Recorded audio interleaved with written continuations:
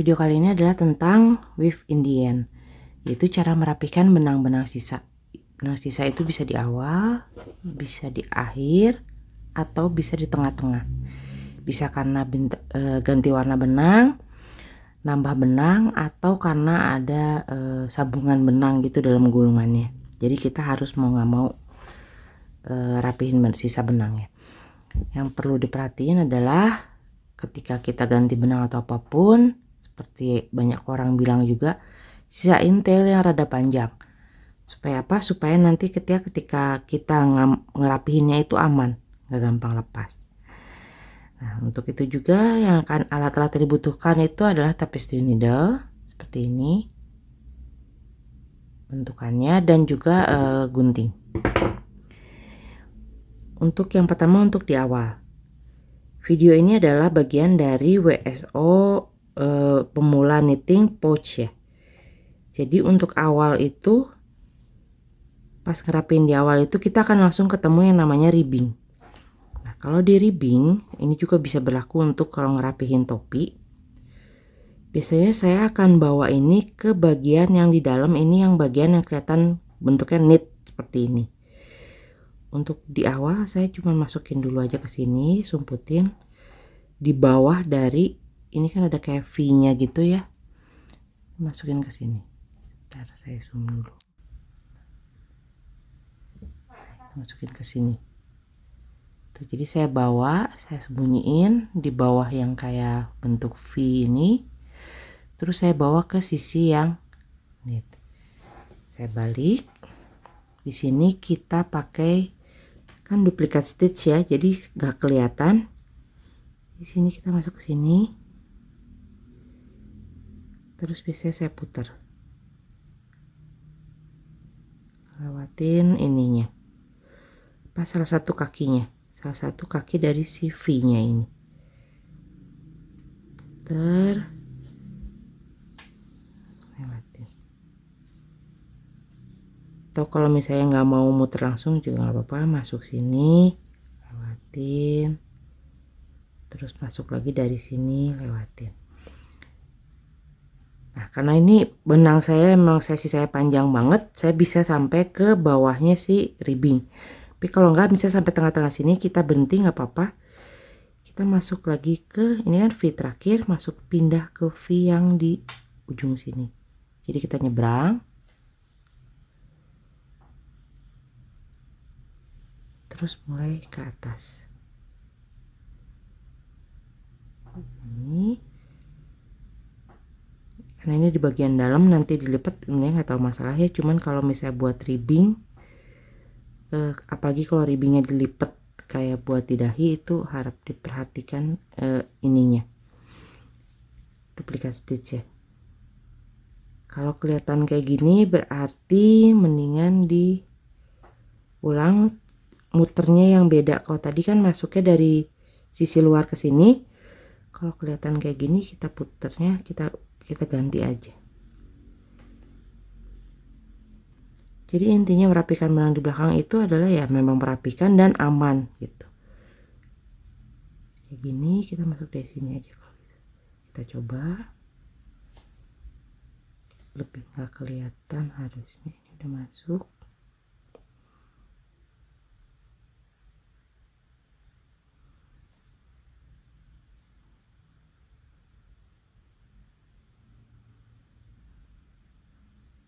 Nah, selesai.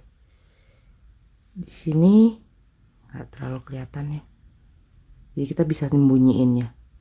Kalau yang matanya jeli sih kelihatan, oh iya ini bagian awal gitu, cuman biasanya sih nggak ini. Setelah selesai kita gunting. Ini aman, ini untuk awal. Jadi kalau ada yang ribbing ketemu di awal, kita kejar ke sisi buat knitnya, terus kita bikin melingkar di ininya. Kalau yang ribbingnya bukan di awal, itu bisa pakai kayak cara yang di belakang ini, atau misalnya disembunyiin di bawah-bawah stitchnya sini juga bisa. Ini untuk yang kalau di akhir, kebetulan karena pouch ini di akhirnya juga lumayan nggak di dalam, jadi nggak kelihatan, bukan sesuatu yang ini. Jadi ini bisa kemana aja, saya masukin dulu buat secure lagi. Terus kalau yang untuk pouch ini sebenarnya tinggal di bolak-balik aja di sini.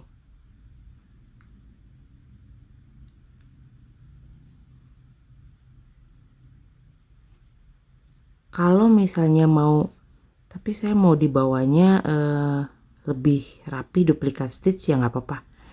Nanti lihat tutorial yang di tengah. Jadi ini misalnya di sini, ini nanti dibawa ke bawah, terus kita masuk ke yang duplikat stitch yang di tengah. Itu yang mungkin biasanya rada-rada kayak nggak kelihatan gitu gimana caranya.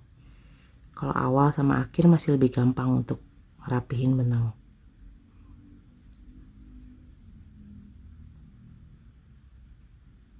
Cukup. Kalau bisa habisin benang aja, nggak masalah, lebih aman.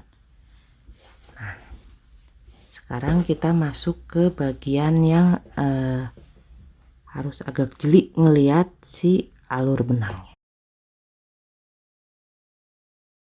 Nah, yang berikutnya itu adalah ketika kita harus ngeberesin di tengah-tengah ya. Ini kan saya kalau sini biar kelihatan saya pakai yang beda warna, jadi kesannya seperti ganti warna. Ini udah saya kerjain dulu yang pertama supaya kelihatan. Jadi ini saya belum potong, jadi memang di sini titik ngerapihin benangnya. Di sini ada duplikat stitch dan kalau kita balik itu nggak kelihatan. Jadi rapih gitu ya. Kan intinya aman dan rapih. Nah, jadi kita mulai masuk di sini. Yang dimasuk dengan duplikat stitch itu kita bikin stitch bayangan di belakang ya, duplikat ngikutin dari alur si benangnya. Jadi benang itu kan jalan kelihatan di sini. Misalnya dari sini masuk, dia kelewat sini, dia keluar di sini, dia terus turun lagi gitu. Jadi benang itu bentuknya jalannya seperti ini. Nah, itu yang kita akan duplikat. Di sini seperti biasa saya kadang suka kalau sudah lewat beberapa baris itu saya ikat, tapi nggak pernah saya ikat mati supaya nanti saya bisa ketika weave in end saya buka lagi. Nah, seperti ini ya. Benang putih dan benang hijau sama ini beda warna. Duplikat stitch yang pertama kita lihat ini benang putih ke kanan, benang hijau ke kiri. Jadi kita posisikan dulu kalau dua benang warna sama, satu ke kanan satu ke kiri, jadi ngikutin alurnya ya. Tapi ketika jalan, benang yang di kanan ini akan jalan ke kiri dan benang yang di kiri akan jalan ke kanan. Jadi ini saya pakai jalan yang warna putih dulu. Ini putih kekuningan gitu sih. Nah, di sini kita lihat dia keluarnya dari mana. Ini kelihatan. Dia keluarnya dari sini. Karena dia keluar dari sini, dia akan masuk ke atas sini.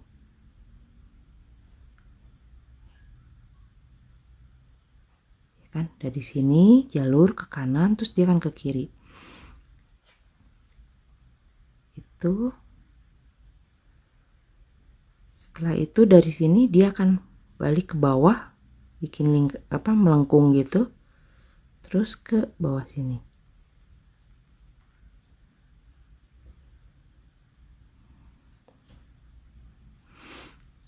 Ini bawah. Dari bawah di sini udah kelihatan ada stitch yang sudah ada sebelumnya. Dia larinya ke bawah sini. Lewat bawah sini kita lewatin. Nah, itu kan kelihatannya ada duplikat stitchnya. Dari sini kita lihat lagi jalurnya. Oh, dia ke kanan, ke kiri sini. Terus lewat lagi. Dari sini dia kemana, kita lihat lagi bawahnya, dia ke atas ini. Itu pasti ya, jadi bentuknya akan pasti seperti ini. Dari sini ke kiri lagi, terus ke bawah, dari bawah bikin lingkaran lagi ke kiri, terus naik lagi ke atas. Jadi kita benar-benar ngikutin stitch di bawahnya bentuknya. Jangan terlalu ditarik. Kira biar ini, karena kalau dia tarik nanti dia otomatis akan narik kerajutannya, nanti kelihatan dari depannya. Jadi kita ngikutin, bener-bener ngikutin aja, ukurannya kita ikutin. Dari sini kan dia naik ke sini, naik ke sini, terus sini. Jadi kita ikutin terus sampai kira-kira benangnya sudah susah lagi di tapestry needle.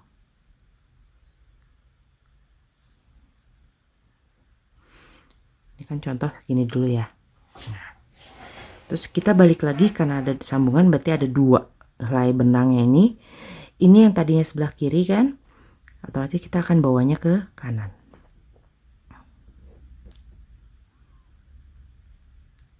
Ini biasanya di sini kalau pas ganti warna gini agak-agak nggak kelihatan.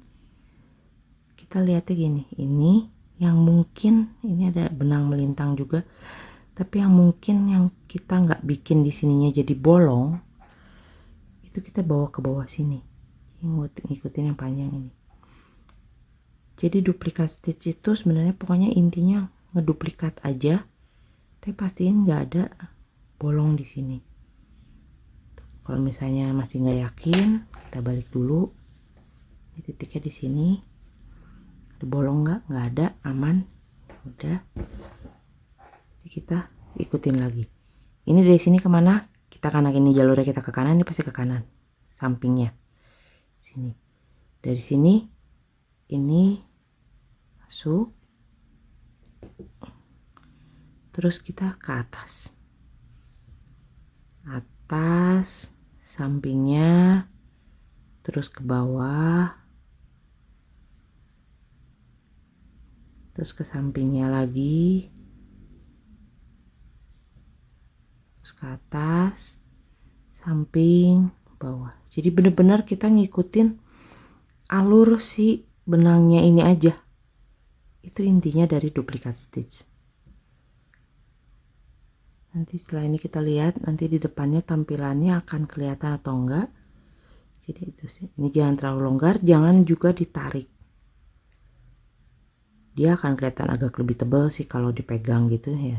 Itu memang resikonya kalau memang ada sambungan gitu. Cuman kalau udah di ini sih nggak terlalu kelihatan ya. Udah bisa sampai sini.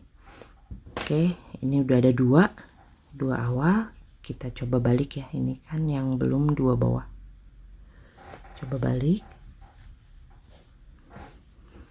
Ini duplikat stitch pertama aman, duplikat stitch kedua aman, cuman ada sisa benang-benang ini bisa digunting. Nah, jadi kita nyembunyiin yang nggak kelihatan sambungannya di mana dengan cara bikin duplikat stitch.